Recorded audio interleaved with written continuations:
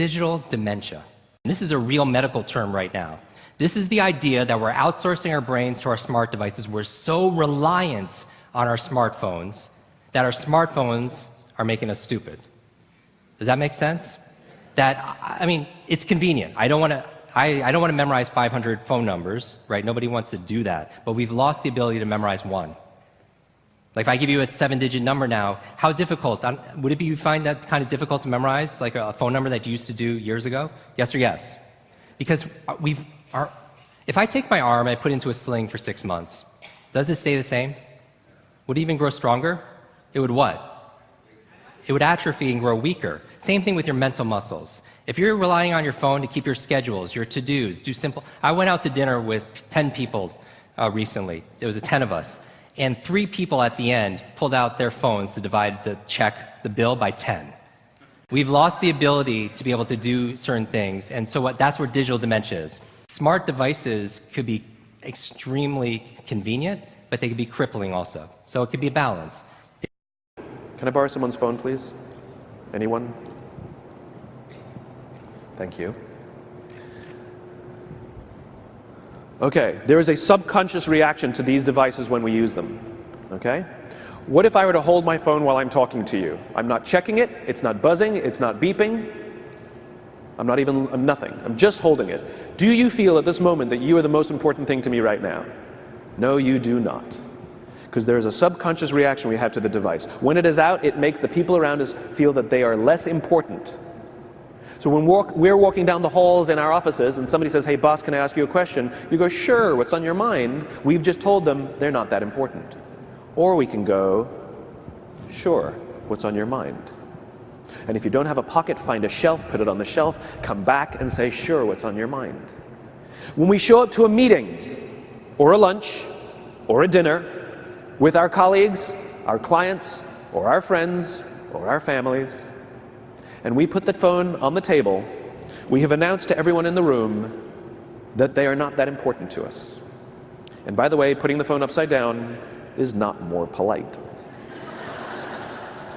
My favorite one is in the meeting or at a lunch with someone that the phone will ring and the caller ID will pop up and they will go, I'm not going to get it. Oh, so magnanimous. Oh, I'm lucky to eat with you today. Or they could just put the damn thing away. You can tell how addicted we are. When somebody pulls out their phone when you're with them, how uncomfortable does that make us feel? You're walking down the street with someone, they pull their phone out. We feel stupid, so what do? We pull our phones out. We're so addicted. Somebody goes to the bathroom when we're at dinner, and what do we have to sit there by ourselves? God forbid we should look around the room for 5 minutes. We pull our phones out. Meetings, awful. What do we do when a meeting happens, right? Everybody's sitting waiting for the meeting to start. Bob's running a few minutes late. Bob's here? Okay, start the meeting. Do you know when relationships are built? All that in between time. Parents have to intervene. We have to stop giving our kids free access to social media and phones at young ages. They are not ready for it. Their minds cannot cope with the dopamine. Balance is fine. You can give a kid a phone, but they can't use it in their bedroom. They can't have it at the dinner table. They can't take it to school. They can only have it up to a certain hour, and you take it away. They're children. You can take the phone away. We've got to intervene as parents. But as companies, we now have to deal with the influx of kids that are coming into our companies with addiction. Watch, I see it all the time. Walk through any office. You'll see the older employees have their phones on the sides of their computers as they're working. You'll see the youngest employees have their phones face up in front of their keyboards between their arms as they're working. And this is how they work.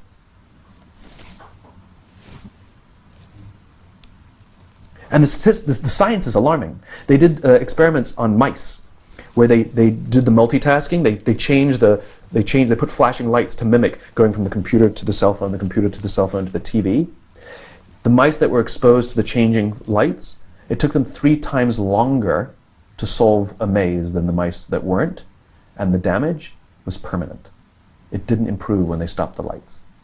So other than the 5-second rule, there is one habit that I have adopted in the last 3 years that has fundamentally changed me as a business person. And it has also changed my ability to manage my emotions so I don't get hijacked.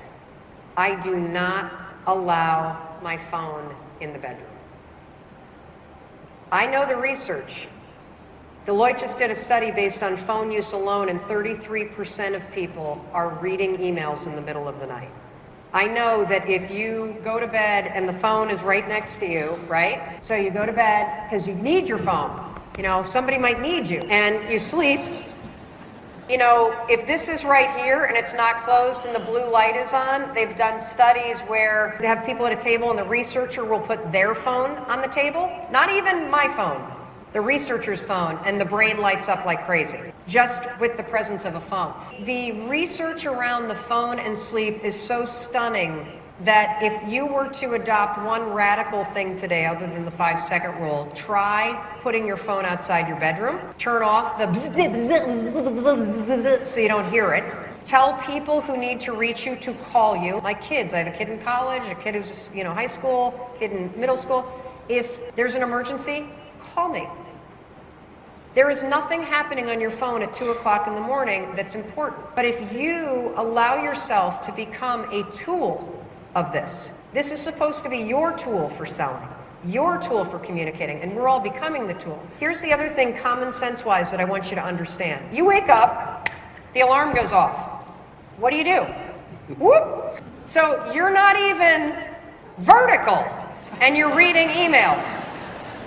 And what is in these emails? Other people's crap. If you don't have boundaries with this puppy, it's going to impact sleep, it's going to impact how much money you make, it's going to impact how much self-control you have. And so when I put this thing outside the bedroom and I wake up, I walk over to where the phone is, it's plugged into my bathroom, I turn it off, I don't look at it yet. I give myself 5 minutes. 5 minutes before I tune into the world to actually tune in up here and say, what's the one thing I'm going to get done today that really matters to me?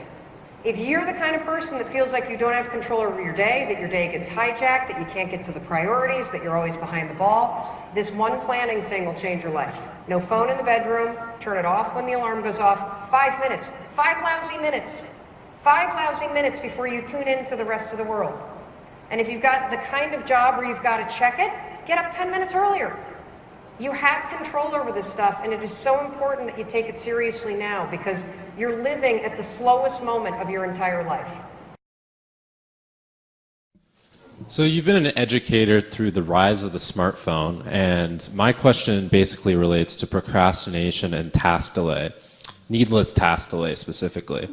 And given the unprecedented level of distraction that we have in today's world, I just wanted to get your perspective from a psychological standpoint on, other than cleaning your damn room, what would you suggest to a student who's looking to overcome these things? Well, I think with any, let's call it addictive process, I mean, email is powerfully addictive, right? Partly, it's a slot machine, and I mean that technically. So when you pull, that's a variable ratio reinforcement schedule, if I remember correctly, and it's very addictive because if you pull on the slot machine arm enough, you will win. And you never know which pull will reward you. And so not only is that addictive, it's very hard to extinguish that. And so email's like that because there's always something beckoning, and now and then it's a jackpot.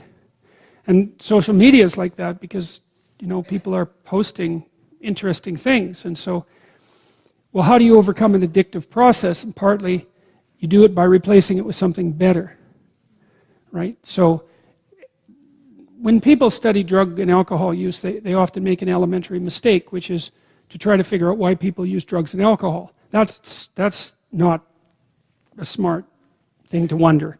We know why people use cocaine. Cocaine directly stimulates the systems that produce positive emotion. It's like, so there's no mystery there. The mystery with cocaine is very, very simple. Why don't people take cocaine all the time until they die? That's the mystery, really, because you can get isolated rats to do that. So, and for some people, alcohol has the same kind of effect, except it's mediated by opiates. But often what people have to do to get themselves out of an addictive process is to find something better to do to replace it. And so I would say the problem with the gadgets, and I mean, they're amazing things, is that they proximately interfere with medium to long-term goals, I would say. And so I think the first thing you have to do to bring them under control is figure out what it is that their use is interfering with. It has to be something important, right? So you think, well, I want to do something important. Well, what is that? Oh, it could be personal. Maybe you want to have a relationship. You want to get married. You want to have kids. You want to have a career that's meaningful. You want to have a life. You want to have an Abrahamic adventure and be the father of nations, let's say. Well, you can't be ratting away on your cell phone and doing that.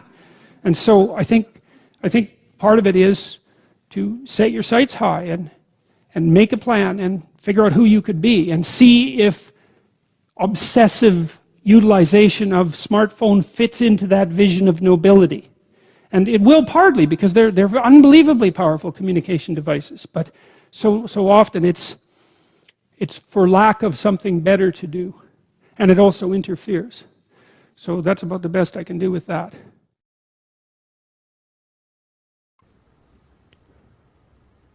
Let me talk about cell phones for 5 minutes. Okay, so almost every alcoholic, so I get to talk to a lot of Gen Y kids, high school and older, but it's now the younger generation is going to be affected by this and then some. They are suffering, they are starting with a deficiency that is the responsibility, that we have to share responsibility in helping them overcome. Let me explain. Almost every alcoholic on the planet discovered alcohol when they were teenagers. Because when we're very young, the only thing we need from the only approval we need is from our parents. That's it. A little kid looks to their parents, the parents are happy, they're happy. And then when we go through adolescence, we start to need the approval of our peers. As frustrating as this is for parents, it's actually very important for us because it allows us to acculturate outside of our immediate families, right?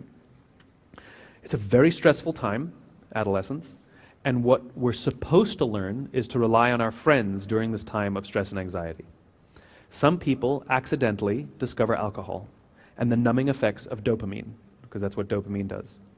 And unfortunately, they accidentally make a hardwired connection that when they suffer stress, you don't go to a friend, you go to the bottle. And that then plays out for the rest of their lives. All alcoholics, 100%, drink for a finite number of reasons. Social stress, financial stress, career stress. That's pretty much it, right? It's a coping mechanism.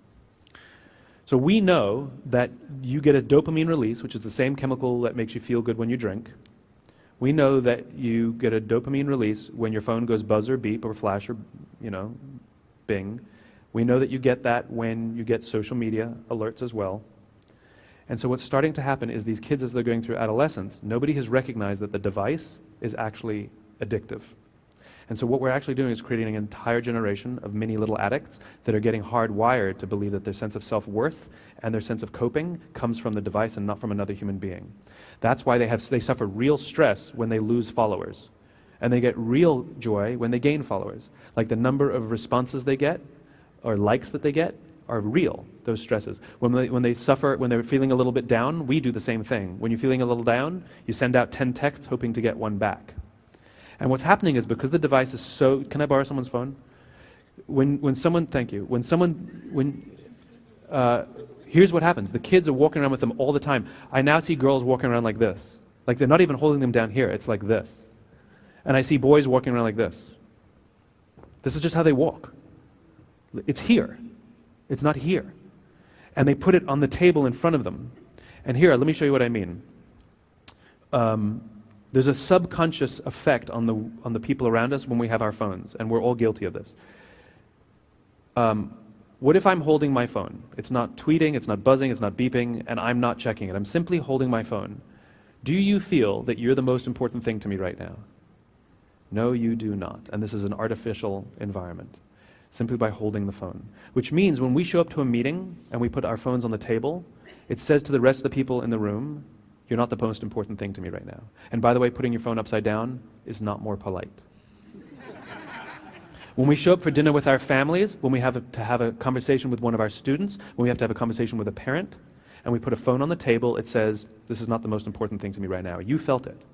And so the most important thing to do is to get rid of the device when you're engaging with another human being. So when somebody says, can I ask you a question? And you go, what's on your mind?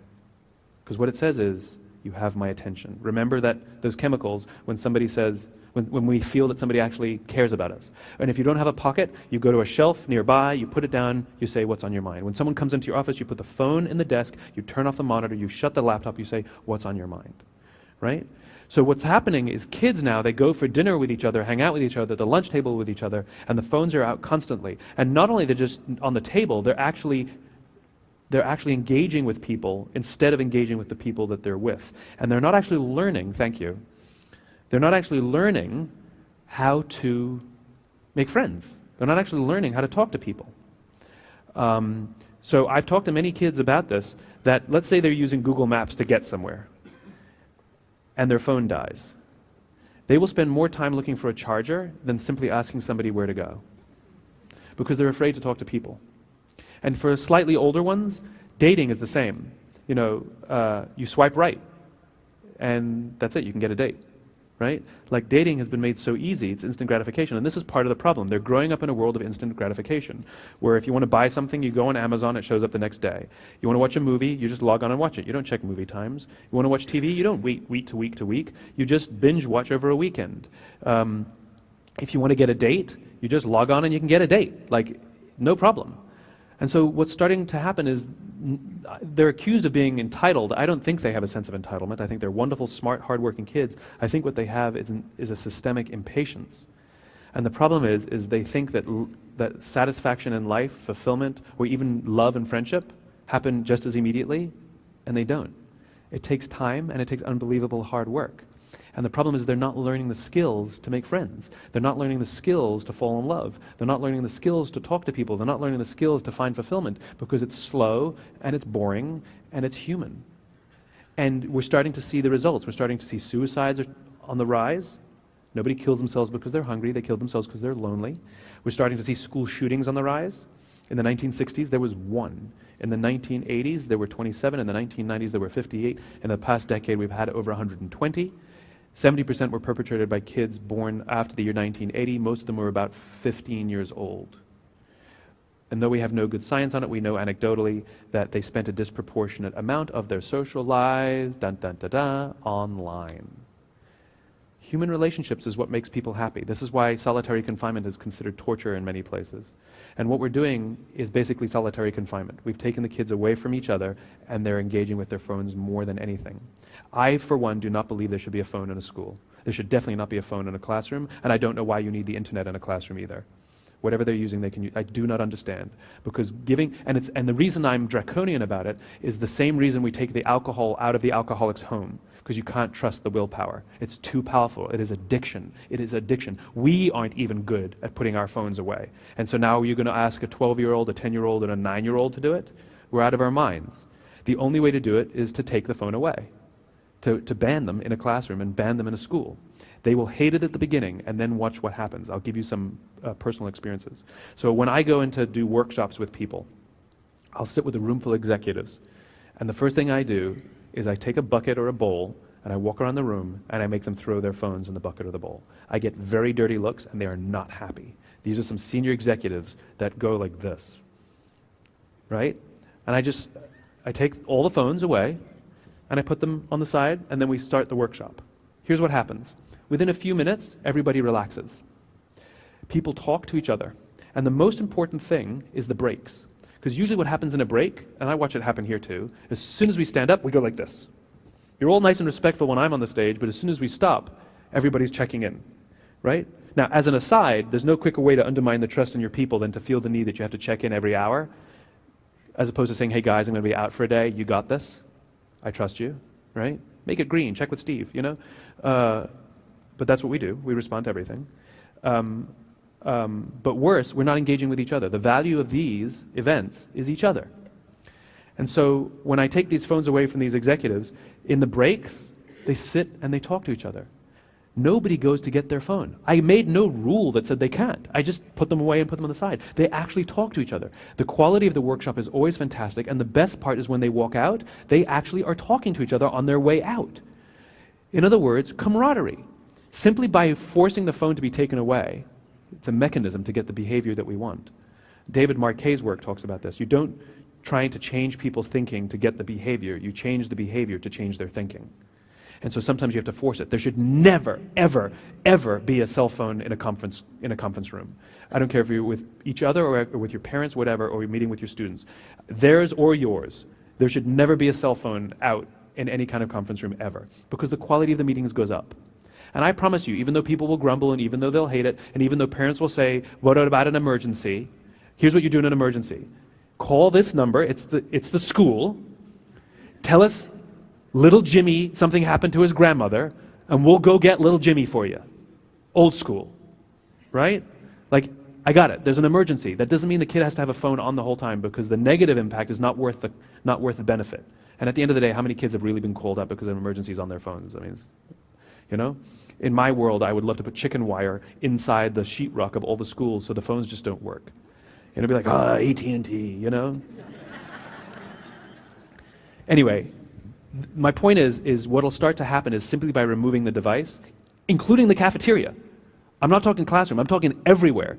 You'll start to see the kids talking and learning how to communicate and learning how to build social relationships, learning how to talk to each other, learning how to talk to their teachers, learning how to talk to their parents. They will acculturate and socialize. There's skills that they're lacking that are manifesting in things like depression, suicide, and school shootings later on in life. Those are the worst case scenarios. The best case scenario is you just hate your life and live your life just going through life thinking life sucks and not really loving your friends. Colleges now are dealing with unprecedented numbers of people dropping out or taking leaves of absences because of depression. It all starts here. You know, if there's one school here that wants to experiment and literally ban phones in the entire building, teachers included, I think phones should be treated like smokers. Make as many texts as you want, make as many personal calls as you want outside, right? At least smokers are social. At least they go out with each other. And the reason I say this is not because of some highfalutin opinion. I love technology. I think there's nothing wrong with technology. It's about the balance. Alcohol is great. Drinking too much alcohol is not good for you. Gambling is fun. Gambling too much is not good for you. Cell phones are wonderful. Out of balance, they're absolutely addictive and destructive to the relationships of human beings. And I bet one school could demonstrate not only grades will improve, relationships will improve, bullying will improve, all of that is mitigated simply because the kids are learning to talk to each other. So I wanted to bring it up because it's a very real problem with adults as well as the teachers. Because remember, leadership starts at the top, which means if we can't tell the kids not to use their phones if we use ours. Teachers can't use them either. There can be a place to use them, teacher's lounge maybe, you know, after school, but not in the classroom. It matters. I've been doing it myself. I go out with my friends now, and I go out for dinner and I hand my phone to my friend. Whoever I'm with, I'll give them my phone. I have no access to it now. And I relax and I enjoy my dinner with my friend. Or I make everybody turn their phone one to the left. We all give our phones away. It's the funniest thing. Somebody goes to the bathroom. What's the first thing we do? We pull our phone out. And God forbid we should just enjoy the surroundings for 4 minutes. Or if somebody else brings their phone out, we have to, because we feel uncomfortable just sort of standing there, so we bring our phone out too. It's what happens. It's what happens. It has a ripple effect. Anyway, I've beaten that horse a lot.